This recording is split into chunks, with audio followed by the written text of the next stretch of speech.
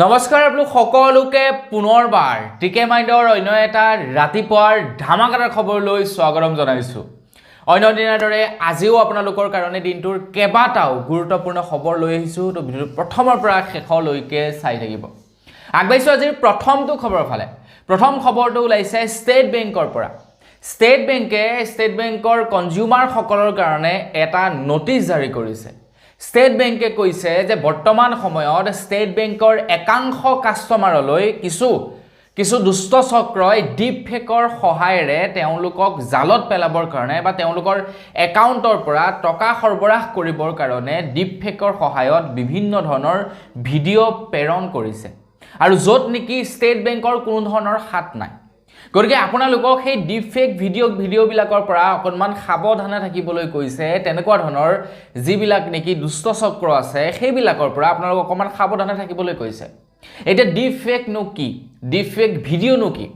প্ৰথমে আপোনালোকে এই ফটোকপি চাওক। দেখা পাইছে এই ফটোকপি ইণ্টাৰনেটত সহজতে উপলব্ধ। আপোনালোকে এই ফটোকপি ইণ্টাৰনেটত পাই যাব শ্বাহৰুখ খানৰ। আৰু এতিয়া এই ভিডিঅ'টো চাওক এই ফটোকপিৰ পৰা এই ভিডিঅ'টো মই নিজে বনাইছোঁ।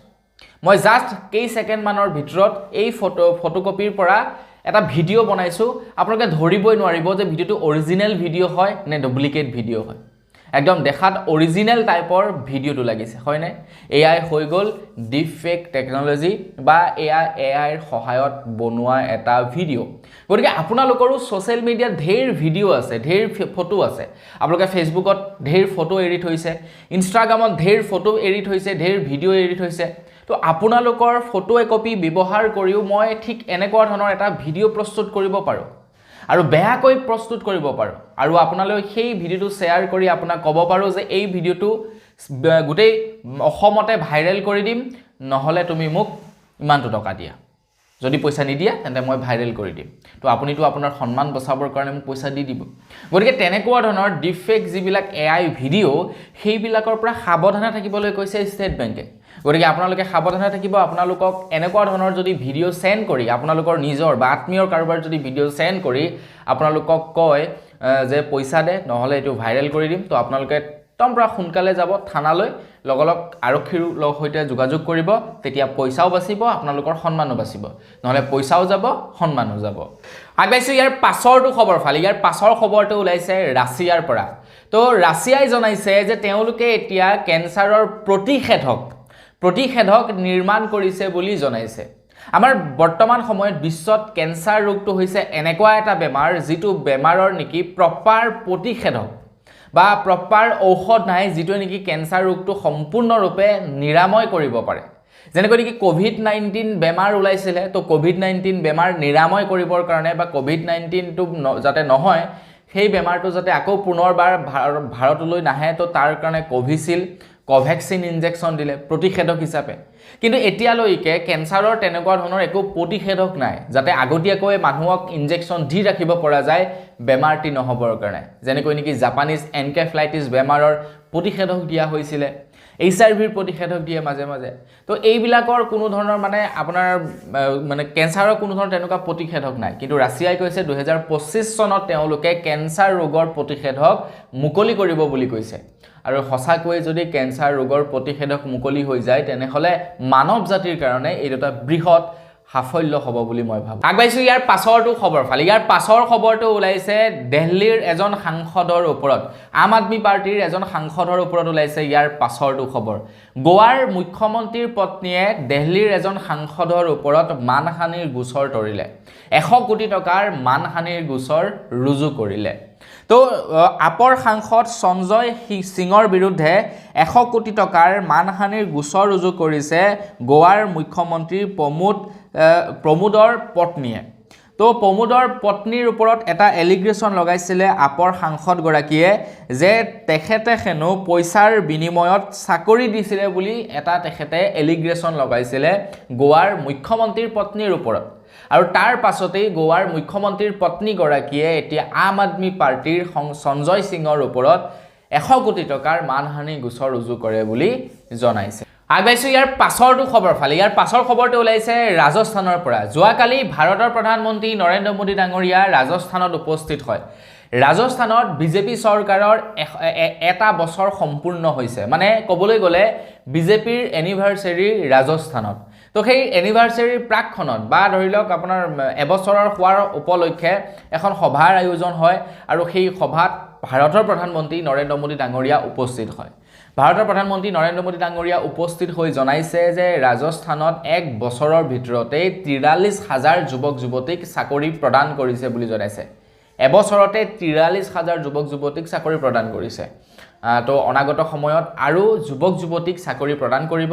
তো আমাৰ অসমতো বাৰু ইতিমধ্যে প্ৰায় ১ লাখ ক্ৰছ কৰিছে ৩ বছৰ সম্পূৰ্ণ হ'ল কিন্তু অসমৰ মুখ্যমন্ত্ৰী ডক্টৰ হিমন্ত বিশ্ব শৰ্মাদেৱে কৈছিলে প্ৰত্যেক বছৰে ১ লাখকৈ যুৱক যুৱতীক চাকৰি দিব বুলি কিন্তু ৩ বছৰত ১ লাখ তো অনাগত ২ বছৰত যদি আৰু ২ লাখ মান ল'ৰা ছোৱালীক চাকৰি দি দিয়ে তেন্তে আমাৰ অসমৰ পৰা যথেষ্ট পৰিমাণৰ নিবনুৱা কমি যাব আৰু এইবাৰ যথেষ্ট দুখীয়া মানুহবিলাকৰ ল'ৰা ছোৱালীও চাকৰি পাইছে গতিকে সেইবাবে কিন্তু আমি চৰকাৰক ধন্যবাদ এটা দিব লাগে তো সকলোৱে মুখ্যমন্ত্ৰী ডাঙৰীয়াৰ হৈ সুন্দৰকৈ এটা লাইক বা সুন্দৰকৈ এটা কমেণ্ট কৰি থৈ যাব আগবাইছোঁ ইয়াৰ পাছৰটো খবৰ ফালে তো ইয়াৰ পাছৰ খবৰটো দিয়াৰ আগতে খবৰবিলাক চাই আপোনালোকৰ কেনেকুৱা লাগিছে যদি ভাল লাগিছে লাইক এটা কিন্তু নকৰাকৈ নাথাকিব ইয়াৰ পাছৰ খবৰটো ওলাইছে মহিন্দ্ৰা গ্ৰুপ অফ কোম্পানীৰ ওপৰত তো মহিন্দ্ৰা গ্ৰুপ অফ কোম্পানীৰ বিষয়টো কোনে নাজানে সবেই জানে মহিন্দ্ৰা গ্ৰুপ অফ কোম্পানীৰ কথা সকলোৱে জানে এতিয়া মহিন্দ্ৰা কোম্পানীটো বিশ্বৰ ভিতৰতে সৰ্ববৃহৎ কাৰ মেনুফেকচাৰিং কোম্পানীৰ 11টা লিষ্টৰ ভিতৰত মানে 11টা পজিশনৰ ভিতৰত মহিন্দ্ৰা কোম্পানীটোৱে স্থান পাবলৈ সক্ষম হৈছে Mahindra and Mahindra group of কোম্পানীয়ে তো আমাৰ তৰফৰ পৰা শুভেচ্ছা জনাইছোঁ মহিন্দ্ৰা কোম্পানীটো বা মহিন্দ্ৰা কোম্পানীত যিমান মানুহবিলাকে কাম কৰি আছে সকলোকে আমাৰ তৰফৰ পৰা শুভেচ্ছা জনালোঁ আগবাইছোঁ ইয়াৰ পাছৰটো খবৰ ফালে ইয়াৰ পাছৰ খবৰটো ওলাইছে মুম্বাইৰ পৰা তো মুম্বাইত এজন ৩১ বছৰীয়া যুৱকৰ মৃত্যু হয় খেলি থকাৰ অৱস্থাতে ক্ৰিকেট খেলি আছিলে যুৱকজনে ক্ৰিকেট খেলি থকাৰ অৱস্থাতেই যুৱকজনৰ মৃত্যু হয় যুৱকজনৰ বয়স হৈছিলে ৩১ বছৰ আৰু মৃত্যু হৈছে হাৰ্ট এটেকৰ ফলত আমাৰ ভাৰতবৰ্ষত দিনক দিনে হাৰ্ট এটেকৰ সংখ্যা বৃদ্ধি পাবলৈ ধৰিছে আমাৰ ভাৰতবৰ্ষত বহু কেইজন ডাঙৰ সেলিব্ৰিটিৰ মৃত্যু হয় হাৰ্ট এটেকৰ ফলত এতিয়া সেই হাৰ্ট এটেক বেমাৰটো আমাৰ বেছিকৈ কিয় হ'বলৈ লৈছে বিশেষকৈ ক'বলৈ গ'লে আমাৰ খাদ্যবস্তুৱে যথেষ্ট প্ৰভাৱ পেলাইছে তাৰ লগে লগে আজিকালি মানুহৰ সময় মানে যেটো ৰুটিন ডেইলি ৰুটিন সেইটো সেডেলি ভেডেলি আগৰ দিনৰ মানুহবিলাকে এটা নিৰ্দিষ্ট টাইমত উঠে এটা নিৰ্দিষ্ট টাইমত খাদ্যবস্তু খায় এটা নিৰ্দিষ্ট টাইমত শুই যায় কিন্তু আজিকালি মানুহবিলাকৰ এটা টেনচন খোৱাৰ কোনো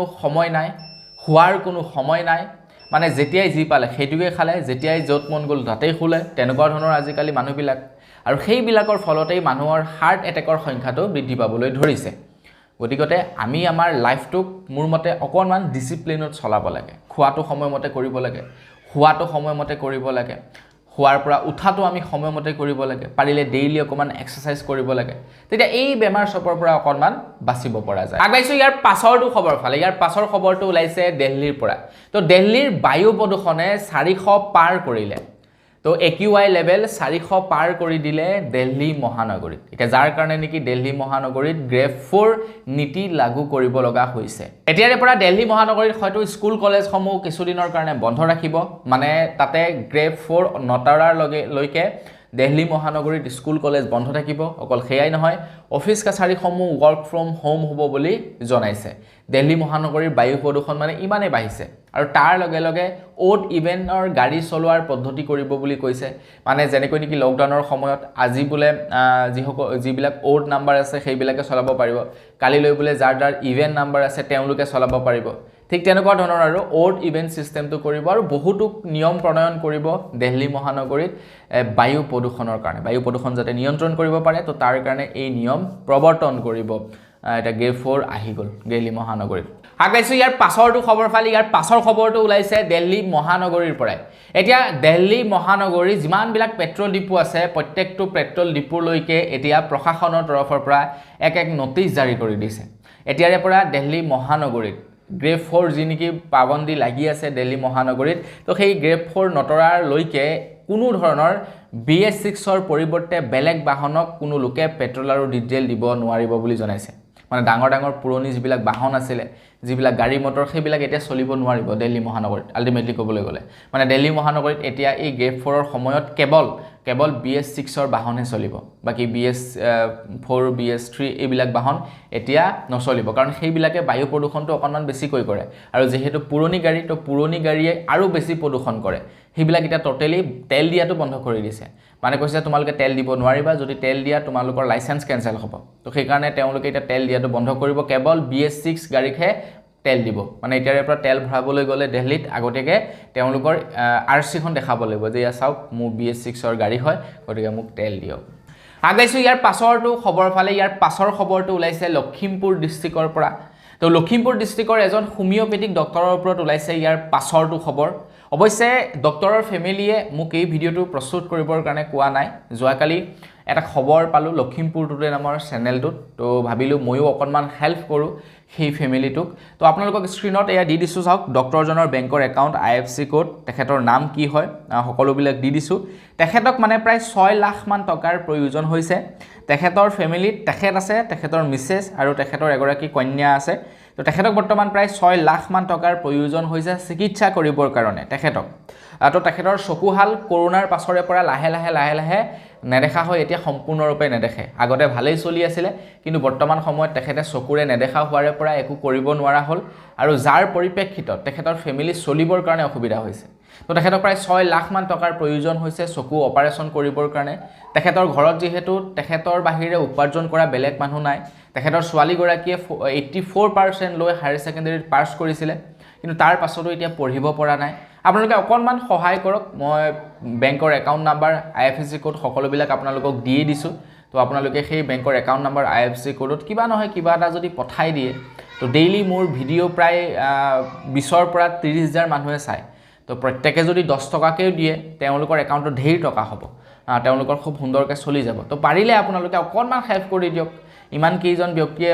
ভিডিঅ' চায় তো আপোনালোকে 10 টকা এটা কোনোদিন আপোনালোকক সহায় বিচৰা নাই আজি বিচাৰিছোঁ 10 টকা এটা পঠাই দিলেও যথেষ্ট তেওঁলোকৰ সহায় হ'ব মোৰ ফালৰ পৰাও কিবা এটা দিম আপোনালোকৰ ফালৰ পৰাও তেওঁলোকৰ একাউণ্টত কিবা এটা পঠাই দিম আগাইছোঁ ইয়াৰ পাছৰটো খবৰ ফালে আমাৰ ভাৰতৰ যিটো নেকি পুৰণি 5 টকীয়া মুদ্ৰা আছিলে সেই 5 টকীয়া পুৰণি মুদ্ৰাটো এতিয়া ৰিজাৰ্ভ বেংকে বন্ধ কৰি দিছে 5 টকীয়া যে সৰুকে গধুৰকে পইচা এটা আছিল অকমান ডাঠ থাকে পইচাটো পুৰণা মানে 5 টকীয়া যিটো গোটা পইচা আছিলে সেইটো এতিয়া ভাৰতৰ ৰিজাৰ্ভ বেংকে বন্ধ কৰি দিছে ৰিজাৰ্ভ বেংকে কৈছে যে সেই 5 টকীয়া পুৰণা পইচাটো বাংলাদেশলৈ কিছু লোকে মানে সৰবৰাহ কৰিছে আৰু বাংলাদেশৰ কিছু মানে কাৰখানাই কি কৰে সেই 5 টকীয়া পইচাটো গলাই তাৰ পৰা হেনো ব্লেড নিৰ্মাণ কৰে আৰু এটা 5 টকীয়া পইচাৰ পৰা প্ৰায় 6খনকৈ ব্লেড উৎপন্ন হয় বুলি কৈছে তো তেওঁলোকে এখন ব্লেডত 2 টকাকৈ বিকিলে 12 টকা লাভ কৰে পইচাটোৰ মূল্য হৈছে 5 টকা কিন্তু তেওঁলোকে প্ৰায় 12 টকাৰ লাভ মানে পাই যায় 12 টকা পাই যায় এটা 5 টকীয়া পইচাৰ পৰা তো সেই কাৰণে ভাৰত চৰকাৰে এই কথা গম পালে গম পোৱাৰ পাছত এতিয়া ভাৰত চৰকাৰে কি কৈছে পুৰণি 5 টকীয়া পইচাসমূহ এতিয়া ৰিটাৰ্ণ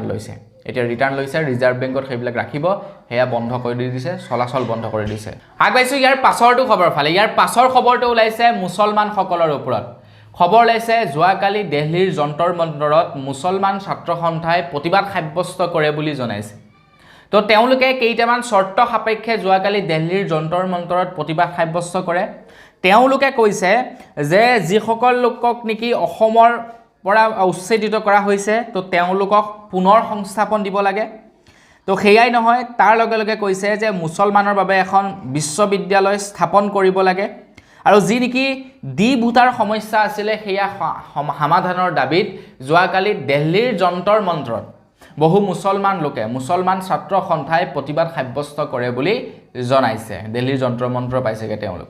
আৰু যি কি নহওক দেখা যাওক এতিয়া অসম চৰকাৰ তথা কেন্দ্ৰ চৰকাৰে এই সন্দৰ্ভত কি সিদ্ধান্ত লয় বা কেন্দ্ৰ চৰকাৰে এই সন্দৰ্ভত কেনেকুৱা ধৰণৰ পদক্ষেপ হাতত লয় সেই আমি অনাগত সময়ত দেখা পাম তো যিসকল উচ্ছেদিত আছে তো তেওঁলোকক মোৰ মতে একচুৱেলি হয় অসম চৰকাৰে ব্যৱস্থা ল'ব লাগে যিহেতু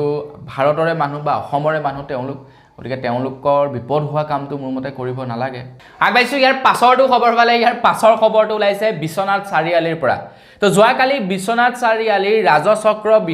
বিষয়াৰ অফিচত বহু কেইগৰাকী মহিলাই ঘেৰাও কৰে আৰু বিৰাট হাই হুলস্থুল কৰে যোৱাকালি বিশ্বনাথ চাৰিআলিৰ ৰাজচক্ৰ বিষয়াৰ অফিচত মানে তেওঁলোকে কৈছে যে বিশ্বনাথ চাৰিআলিৰ ৰাজচক্ৰ বিষয়াৰ যিটো কাৰ্যালয় সেইটো ৰাজচক্ৰ বিষয়াৰ কাৰ্যালয় নহয় যেন পইচা লেনদেনৰ এটা অফিচহে পইচা লেনদেনৰ এটা অফিচ বুলি তেওঁলোকে আখ্যা দিছে তেওঁলোকে কৈছে যে যিটো কাম নেকি 10-20 টকাত হয় সেই কামটোৰ বাবে তেওঁলোকে 4 লাখ 5 লাখ টকা পে কৰিব লাগে বৰ্তমান সময়ত অসম চৰকাৰে প্ৰায়বিলাক কাম অনলাইন কৰি পেলাইছে মাটি বাৰীৰ সকলোবিলাক কাম আজিকালি অনলাইন কিন্তু তাৰ বিপৰীতেও বিশ্বনাথ চাৰিআলিৰ ৰাজচক্ৰ বিষয়াই কি কৰে দালাল লগাই হেনো আপোনাৰ তাতে 4 লাখ 5 লাখ টকা লৈকে হেনো লয় এটা 10 টকীয়া 20 টকীয়া কাম কৰিবৰ কাৰণে এখাৰ কথা মই কোৱা নাই এখাৰ কথা এই কথা কৈছে তো যোৱাকালি বিশ্বনাথ চাৰিআলিৰ যিসকল মহিলাই নেকি হাই হুলস্থুল লগাইছিলে বিশ্বনাথ চাৰিআলিৰ ৰাজচক্ৰ অফিচত তো তেওঁলোকে জনাইছে এতিয়া এইটো একেবাৰে নহয় বুলি ক'ব নোৱাৰি প্ৰায়বিলাক ৰাজচক্ৰ বিষয়া কাৰ্যালয়ত আমি ভিডিঅ'বিলাক দেখা পাওঁ প্ৰায় সময়ত প্ৰায়বিলাক মানে মণ্ডলে হাত দাঙে সেইবিলাকতো আমি দেখা পাওঁৱে গতিকে কয় নহয় এটা কথা আছে বোলে আপোনাৰ ব্ৰাছডাল দৰকাৰ হ'লে আপুনি সোণৰে নিৰ্মাণ নকৰক কিয় কিন্তু দাঁত যিগিডাল মানে ৰবৰেৰে প্লাষ্টিকেৰে চাফা কৰিব সেইগিডাল প্লাষ্টিকৰে থাকিব আপুনি সেইগিডাল সলনি কৰিব নোৱাৰে সোণৰ আপুনি বনাব নোৱাৰে আপুনি সেই প্লাষ্টিকৰে বনাব লাগিব ঠিক তেনেকুৱা কথা চৰকাৰখন বিজেপিৰ আহিছে সিস্টেম চেঞ্জ কৰিছে কিন্তু মানুহ একেখিনি আছে ন তো সিহঁতৰ ভোকটোতো আৰু নমৰে আগবাইছো ইয়াৰ পাছৰটো খবৰ ফালি ইয়াৰ পাছৰ খবৰটো ওলাইছে গোৱালপাৰাৰ লখিমপুৰৰ পৰা তো গোৱালপাৰাৰ লখিমপুৰত পুনৰ বুলডোজাৰ চলিলে প্ৰশাসনৰ বুলডোজাৰ চলিলে প্ৰায় ৭৫টাকৈ ফেমিলিৰ ঘৰ ভাঙি উচ্ছেদ অভিযান চলাই যোৱাকালি তো খবৰ লোৱা অনুসৰি তেওঁলোকে সংৰক্ষিত বনাঞ্চল বেদখল কৰি প্ৰায় ৭৫টা পৰিয়ালে ঘৰ নিৰ্মাণ কৰি আছিল আৰু তেওঁলোকৰ ঘৰ যোৱাকালি ভাঙি তহিলং কৰে এতিয়া উচ্চতম ন্যায়ালয়ৰ তেওঁলোকে নিৰ্দেশনা লৈছিল নে নাই লোৱা এই সন্দৰ্ভত নাজানো কিন্তু উচ্চতম ন্যায়ালয়ে কৈছিলে যে মানুহৰ কোনো এঘৰ মানুহৰ ঘৰটোৱে হৈছে তেওঁলোকৰ এটা মেইন ভৰসা গতিকে তেওঁলোকে নিজৰ মাটিতেই বহক বা বেলেগৰ মাটিতেই বহক তেওঁলোকৰ ঘৰটো তৎকালীনভাৱে ভাঙিব নালাগে তেওঁলোকক এটা সময় দিব লাগে এটা টাইম দিব লাগে আৰু তাৰ পাছত তেওঁলোকৰ ঘৰটো ভাঙিব লাগে আৰু তেওঁলোকৰ ঘৰ ভাঙিবৰ কাৰণে এতিয়াৰে পৰা কোনো ৰাজ্য চৰকাৰে সিদ্ধান্ত ল'ব নোৱাৰিব ডাইৰেক্টলি সুপ্ৰিম কোৰ্টৰ নিৰ্দেশনা ল'ব লাগিব তাৰ পাছতহে তেওঁলোকক উচ্ছেদ চলাব পাৰিব এতিয়া সেই যি নেকি গোৱালপাৰাৰ বেদখলকাৰীৰ অভিযান চলি গ'ল তো তাত বা লৈছিলে নে নাই লোৱা সুপ্ৰিম কোৰ্টৰ নিৰ্দেশনা হেয়া স্বয়ং প্ৰশাসনে জানিব আৰু অসম চৰকাৰে জানিব আগবাইছো ইয়াৰ পাছৰটো খবৰ ভাল ইয়াৰ পাছৰ খবৰটো ওলাইছে পিএম কিষাণৰ ওপৰত তো পিএম কিষাণৰ যি নেকি প্ৰত্যেক বছৰে ৬০০০ টকাৰ কিস্তি প্ৰদান কৰে কৃষকসকলক তো সেই ৬০০০ টকাটো এতিয়া হয়তো ১২০০০ টকা হ'ব তো ভাৰতৰ বিত্তীয় মন্ত্ৰীগৰাকীয়ে কৃষকসকলক সুধিছিলে যে আপোনালোকৰ কিবা অভাৱ অভিযোগ আছে নেকি তো কৃষকসকলে কৈছিলে যে আমাক সহজলভ্য লোন লাগে লো ইন্টাৰেষ্ট ৰেটত লোন লাগে আৰু লগতে কৃষকৰ যি নেকি ২০০০ টকাটো আমাক মানে বৃদ্ধি কৰি দিব লাগে তো তাৰ পাছতেই ভাৰত চৰকাৰৰ ফালৰ পৰা কি কৰিলে নতুনকৈ এখন আঁচনি উলিয়ালে আৰু সেই আঁচনিৰ অধীনত এতিয়া কৃষকসকলক ঋণ প্ৰদান কৰিব কোনো ধৰণৰ গ্যাৰান্টি নোলোৱাকৈ তো তাৰ পাছতেই এতিয়া খবৰ ওলাইছে হয়তো সেই যি নেকি ২০০০ টকাটো দিয়ে মানে টোটেল বছৰেকত ৬০০০ টকা দিয়ে সেই ৬০০০ টকাটো হয়তো এতিয়া ১২০০০ টকালৈ ৰূপান্তৰ হ'ব বুলি জনাইছে মানে পাৰ মন্থ ১০০০ টকাকৈ পৰিব তিনিটা কিস্তিত দিব ৪০০০ টকাকৈ ১২০০০ টকা আগবাইছো ইয়াৰ পাছৰটো খবৰ ফাল ইয়াৰ পাছৰ খবৰটো আকৌ সেই কৃষকসকলৰ কাৰণে ওলাইছে মই আপোনালোকক কৈছোৱেই যে কৃষকসকলৰ কাৰণে নতুনকৈ এখন আঁচনি উলিয়াইছে যিখন আঁচনিৰ অধীনত এতিয়া কৃষকসকলক ঋণ প্ৰদান কৰিব কোনো ধৰণৰ গ্যাৰান্টি নোলোৱাকৈ কেন্দ্ৰ চৰকাৰৰ ফালৰ পৰা যাৰ বাবে ১০০০ কোটি টকা মুকলি কৰিছে এতিয়া কেন্দ্ৰ চৰকাৰৰ ফালৰ পৰা নিৰ্দেশনা দিছে আমাৰ ভাৰতৰ প্ৰত্যেকটো বেংকলৈ যে কোনো কৃষকে যদি ঋণ ল'বলৈ যায় মানে কোনো কৃষকে যদি লোন ল'বলৈ যায় তেতে তেওঁলোকক অৱহেলা কৰিব নোৱাৰিব তেওঁলোকক ঋণ নিদিয়াকৈ থাকিব নোৱাৰিব কোনো বেংকে কাৰোবাক যদি ঋণৰ প্ৰয়োজনীয়তা পৰিছে তেন্তে তেওঁলোকক ঋণ প্ৰদান কৰিব লাগিব বেংকে বাকি তেওঁলোকে কিস্তি মৰা নমৰা সেইবিলাক পাছত কেন্দ্ৰ চৰকাৰে চাই ল'ব সেইবিলাক সেন্ট্ৰেল গভৰ্ণমেণ্টে দেখিব যে তেওঁলোকে ঋণ ঘূৰাই দিয়ে নিদিয়ে তাৰ বাবে ১০০০ কোটি টকা মুকলি কৰিছে আৰু কৈছে যে তেওঁলোকক দিবই লাগিব ঋণ দিবই লাগিব বেংকসমূহে আগবাইছো ইয়াৰ পাছৰটো খবৰ ফালে বৰ্তমান সময়ত আমাৰ ভাৰতবৰ্ষৰ প্ৰায়বিলাক ৰাজ্যতে আপোনাৰ ৰিজাৰ্ভেশ্যন আছে আমাৰ অসমতো আছে ঠিক তেনেকুৱা ধৰণৰ ৰিজাৰ্ভেশ্যন বা অসমৰ লগতে বিভিন্ন ৰাজ্যত ৰিজাৰ্ভেশ্যন আছে তো যোৱাকালি গৃহমন্ত্ৰী অমিত শ্বাহ ডাঙৰীয়াই কৈছে যে আমাৰ ভাৰতবৰ্ষত এনেকুৱা কিছুমান ষ্টেট আছে যিবিলাক ষ্টেটত বৰ্তমান ধৰ্মৰ সাপেক্ষে 50%লৈকে ৰিজাৰ্ভেশ্যন আছে বুলি কৈছে